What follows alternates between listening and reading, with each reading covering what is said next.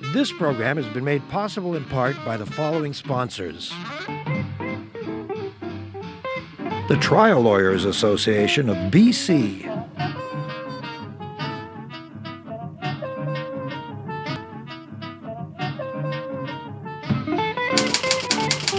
The Vancouver Courier newspaper.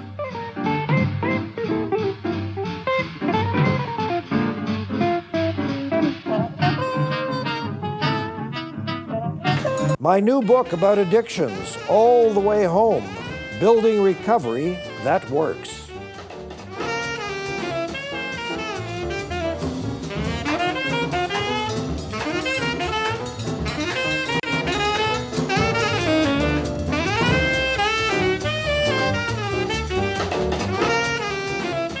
It was about 2 years ago that Premier Christy Clark announced something called the Community Safety Act. I think it was Bill 12. And didn't we all sleep a lot more comfortably in our beds that night? Well, not really, because as recently as a couple months ago, the Attorney General, Minister of Justice, Chief Cop, Suzanne Anton, said, oops, there's no money. We can't really do that. Well, one of the people who has held the government's feet to the fire is NDP MLA Bruce Ralston for Surrey-Whalley. Mr. Ralston is a lawyer.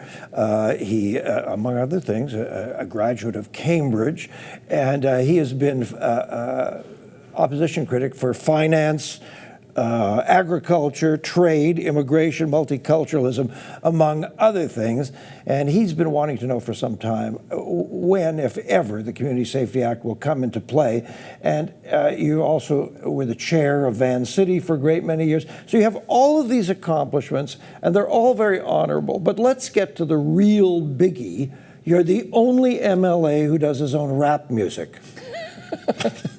Well, you noticed, yeah. I thought it was a little bit contrary to type. Well, I got sometimes I'm regarded as being a bit I got the lyrics. I got the lyrics. Well, David, your research is very impressive. Yeah. Do you know this by heart? I don't. No. Oh well, here it is. I want to hear it. We want to hear an MLA do rap. Oh, you're going to put me right on the spot? Oh yeah, go for it. Yeah. I don't have the music though. Well, usually you beat out the rhythm here, then, David? Okay. Well, let's go. Here we go. My name is Bruce. I like to keep it loose. And when it's time to chill, I find a book to give a thrill. If you start reading, pretty soon you'll be leading. No blame, no shame. Just want to get you into the reading game. Wow. And whoever reported on this said you actually managed to rhyme Surrey with hurry. So you've got accomplishments up the yin-yang. Well, yeah. Thank you, David, for reminding me of that. I'd almost forgotten. Okay. Bruce, before we get to Ms. Anton's concerns and yours about the Community Safety Act, let's talk for just a minute about children.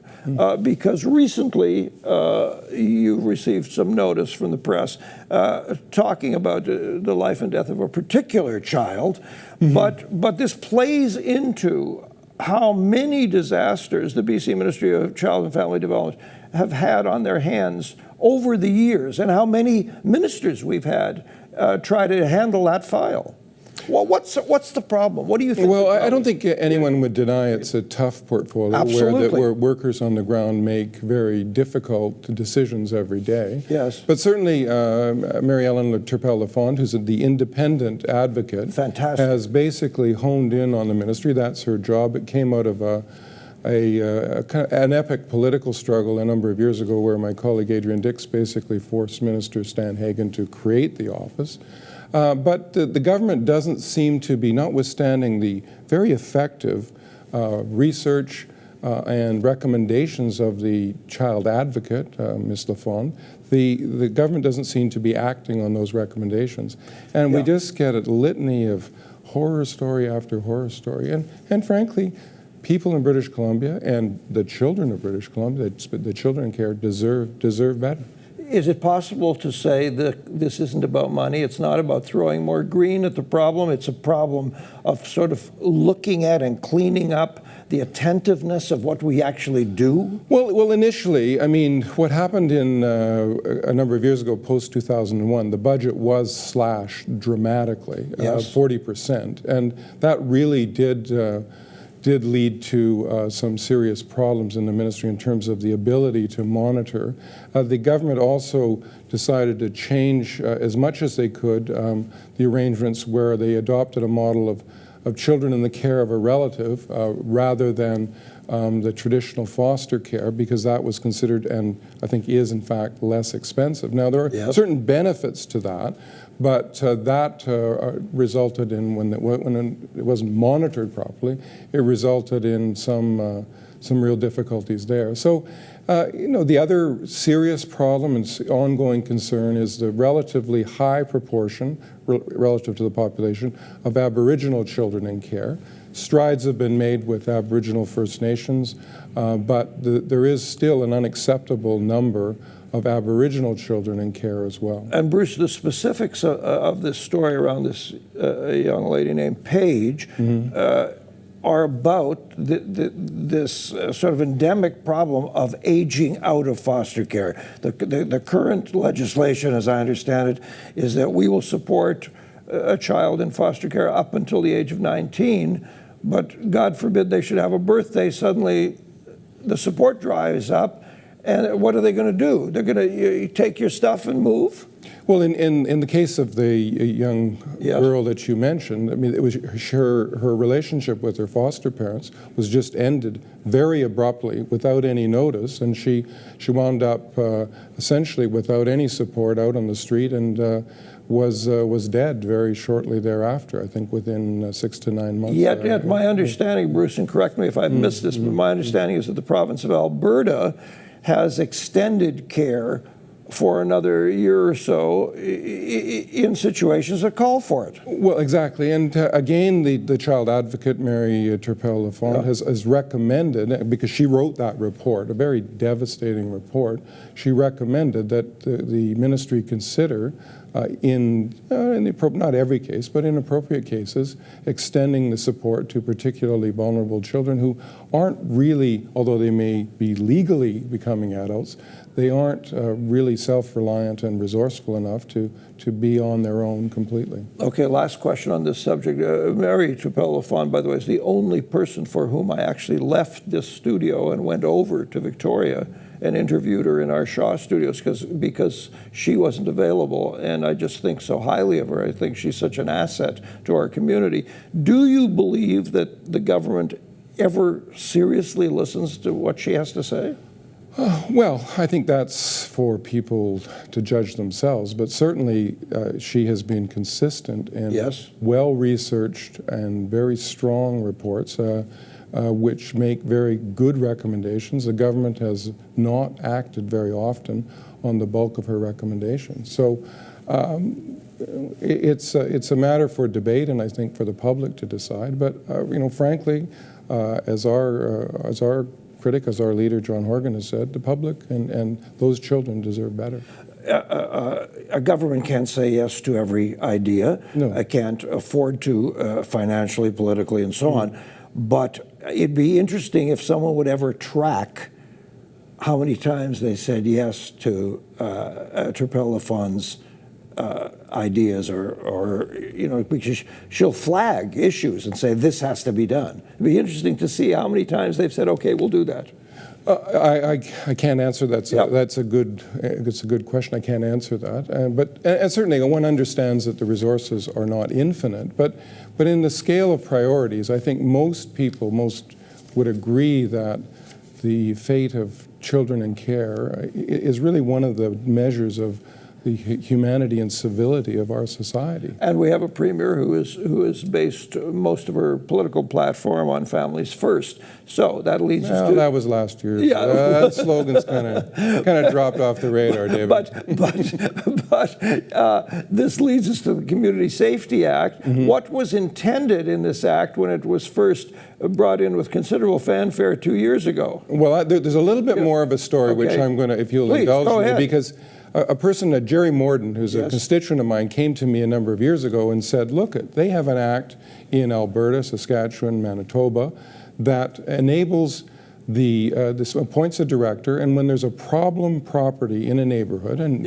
there were a few in his neighborhood, it gives some legal tools to hone in on that property and basically go after the owner, and there are some bad landlords, if they don't do what's required to shut it down and make other arrangements for the tenants in that building. Because often those kind of problems are trapped between the mechanisms of enforcement at the city level. There's bylaws. Yes. And that is very cumbersome and time-consuming. And the police on the other side, and this example in Chilliwack, that's a fairly recent one, yes, there are a number of, like maybe hundreds of police calls to the residents, but they don't have the power to shut it down. They can answer the calls, sort out the problems, but when you have that kind of residence where there's noise, there's possibly drug trafficking, prostitution, whatever, going on in your neighborhood, understandably it's disruptive to the surrounding neighborhood, and there aren't the mechanisms to deal with it. So I brought that bill forward as what we call a private member's bill as an opposition member. Right. Right before the 2013 election, the government adopted it. Now they changed it a bit. Some of the emphasis is a little bit different, but essentially it's the same bill that I put forward. What happened, though, and the way a bill, once it's passed by the legislature, there's a mechanism called order in council, which means the cabinet kind of presses the start button on the legislation and says... Or doesn't. Yeah, or doesn't. And in this case, it emerged 2 years later that despite the fanfare at the time, the government had not brought the legislation into existence. So in this case in Chilliwack on Rotary Street, where exactly an archetypal case of this kind of problem, nice family neighborhood right beside the hospital, school, and a park, ongoing complaints, like literally hundreds of police complaints, noise, people coming and going, all the rest of it.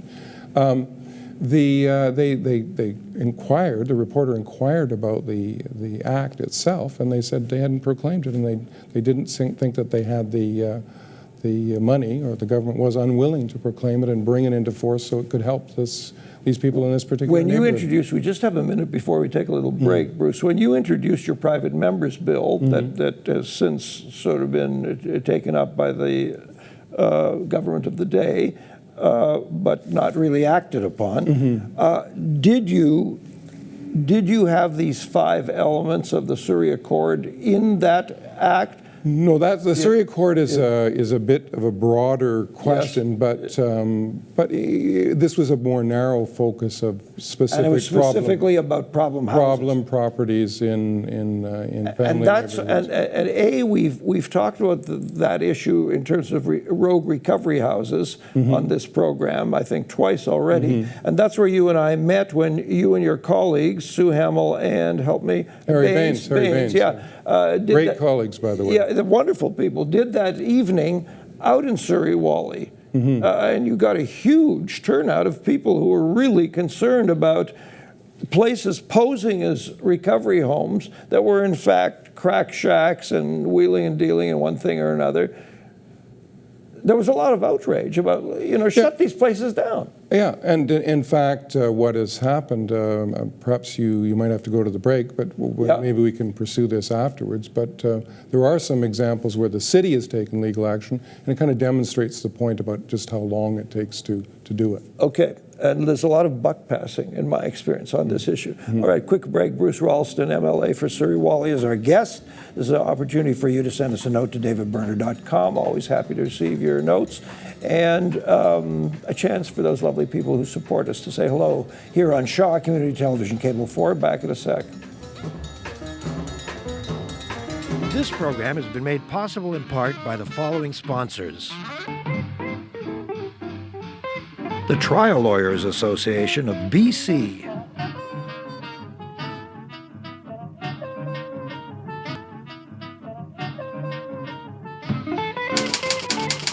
The Vancouver Courier newspaper.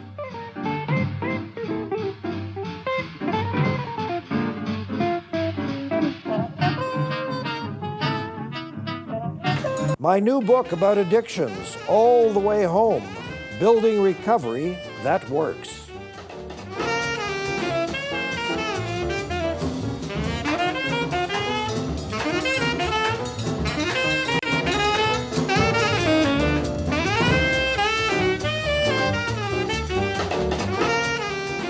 Well, the provincial government, in fact, did pass the Community Safety Act in 2013.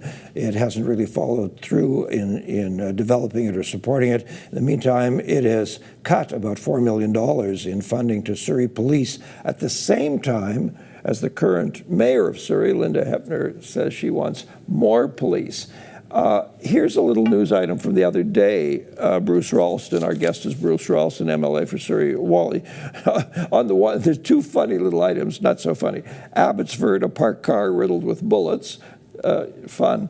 But the other one says, crime crackdown proves successful. Surrey's high-risk location program, which focuses police and city efforts on properties prone to criminal activities, has resulted in 72 arrests and 65 recommended criminal charges. What do you make of that? Well, again, it's part of the process, but Yes. in order to get a search warrant, I used to practice law. I mean, in order to get a search warrant and actually go into a property, understandably, it's a very high bar to overcome. So to get the evidence to get a warrant to enter a property is very difficult because, you know, the traditional, an Englishman's home is his castle, Yes, is our exactly. legal heritage. So, Yeah.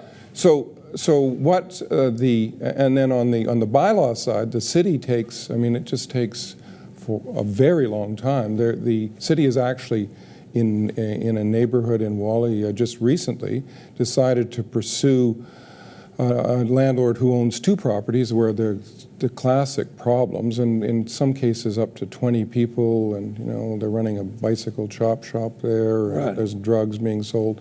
But to make it through the courts takes a very long time. Now, if they have got a court order, then they have to go out and enforce the order, and if you have a recalcitrant landlord who's just going to say, you know, I'm not going to obey it, then you eventually move to contempt proceedings, but that again takes a long time. So the bill that I put forward, and I think could be an advantage, gives you a complaint procedure, a director, and if the complaint is verified, they can get into court according to the legislation on a priority basis and make some orders about shutting the property down and moving the tenants, you know, respecting their right to housing and move them somewhere else. Small piece of good news, there is a coalition of recovery houses started in Surrey over the last few months, which is trying to legitimize those people who are legitimate and point out those who are not. And we'll see how that develops, I think, Bruce, over the coming months and years. Well, and you're, of course, very knowledgeable about this, and there's a huge demand for legitimate therapy and assistance Absolutely. with recovery. Yes. And there are very careful and scrupulous people who run these houses, and because, I mean, there are people who are, if they don't get help and they don't get on the path to recovery, we all pay the price. But there are, on the other side, people that basically just take advantage of that, take a welfare social assistance check from them, and do absolutely nothing else, and just cause sometimes havoc in the neighborhood. So when the good minister says we don't have money to enact or put into motion the Community Safety Act, what monies do you think she needs? What is it that needs doing to make that act a living thing? Well, I think it could be done for a relatively, I mean, in terms of, you know, the government's budget is about $44 billion. I think. What do they need, an office and a secretary? Yeah, well, they need an office, a director. Yeah.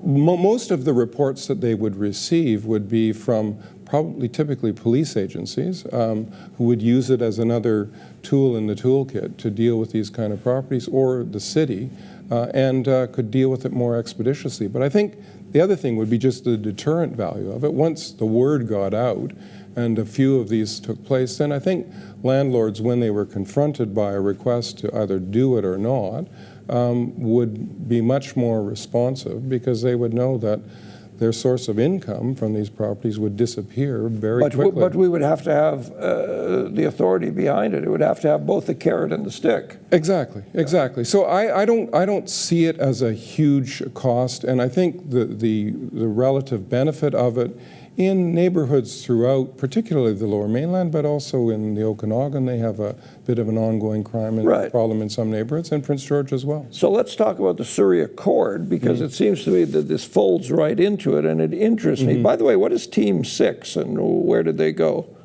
I'm not sure. Oh, that's part of the Surrey police that were cut. They were dropped from the... I'm not sure of Okay. what the internal changes there were. I mean, what we've had is an ongoing debate where the commitment was made to hire 100 additional police officers. Right. The minister, I think the federal minister, Mr. Blaney, has said that there were 25 or 30. In fact, I think an objective count from the mayor said that there were only 6 that had got there. So there's no doubt that there are more police officers required on the ground, and other police agencies, I've talked to senior police officers in other police agencies, will privately tell you that one of the problems in Surrey, and they sympathize with the Surrey RCMP, is they don't have enough police on the ground. They don't have enough police on the ground. Now, that's not the whole answer. That's part of it. But it's a piece of it, yeah. That's okay, part so of it. this Surrey Accord fascinates me because the 5 elements of it are the police, the community courts, regulating recovery homes, which Right. we've been talking about, mental health issues, and Yes. providing adequate social housing. Yes. That's a pretty broad brush, but all of those, I have sympathy and empathy for all of those elements. So what is the Surrey Accord? Who's agreeing to this accord? Is this just a document floating through the air Well, somewhere? it's what in January of 2014, my colleagues you've mentioned, Sue Hamill and Harry Baines, we put this forward as a proposal, and we wanted support from the provincial government and from the federal government and from the municipal government. We were looking to do this collaboratively in a relatively non-political way, because the problems in Surrey that need to be addressed are such that a collective effort is required. Now, we didn't get a lot of uptake on that, unfortunately, but the problem in some respects has got worse in some ways, in the spring particularly. I think people will be familiar with the rash of shootings, and in fact led to the death, in fact the nephew of my colleague MLA Harry Baines. So the problem has not diminished. I mean, I don't want to create the impression that the Surrey isn't a good place in many ways to live and to do business, but there is a safety problem there that needs addressing. And so these are the elements, not simply law enforcement, but the underlying social elements that are the causes of much of crime that need to be addressed as well if you're going to make some advances and you're going to make a safe society. It's a really interesting dynamic kind of hugely growing community, in as much as on the one hand we've got the Simon Fraser University there, and we've got the whole central development and the new city hall and all these things happening. There's lots of cultural centers, lots of activities, lots of stages, music, and so on. And at the same time, this scourge of criminality. So in every way, it's a vibrant, interesting community. Oh no, Surrey is never dull. It's never dull. And as you mentioned, I mean, there are a lot of, really dynamic elements there. And in my riding, which is the city center, I mean, what we are building is a new city center, which is kind of the alternate polarity to downtown Vancouver. And it will be the head of the valley, and it'll be a growing, dynamic business center and center for the arts. And tons of parks, tons of ball teams, all that stuff. Exactly. Yeah. But there is this problem that has to be dealt with as well. Yeah. So if you had the magic wand, and if by some miracle you were the government of the day starting next Wednesday, could you put this kind of thing into play? I think the elements could be put into play with the cooperation of all levels of government. And I think people are a bit at the, you see some of the officials responding and trying to answer the questions like, why is this going on? What are you doing to stop it? I think the elements are there. Certainly on the recovery house side, I mean, proper recovery. And in my practice as a lawyer, I've talked to judges who say that you have people before the courts, there's no decent, reliable recovery that you can send someone to remove them from the possibility of falling back into a life of crime. So good recovery is absolutely essential. Housing is, obviously a complicated issue in the Lower Mainland as well, but some form of housing where it's a supported housing, where there's some elements of supervision of some of the more vulnerable populations that would be housed there. Again, that's an element that where you, and some studies have been done, where when you do that, you save money on a whole bunch of other social costs as well.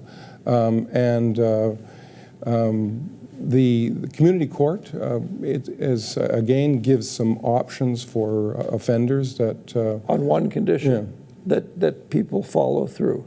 Exactly. Because we've had this problem with drug courts. We have drug courts, but we're not following through. We have to carry the story to the end. I know, and there's a bit of a mixed review on the Vancouver experience. There was an evaluation of it, but compared to again, I think with law enforcement and with court officials, I think there would be broader support, and certainly, it could be better. Yeah. It could be better. Could use the resources better.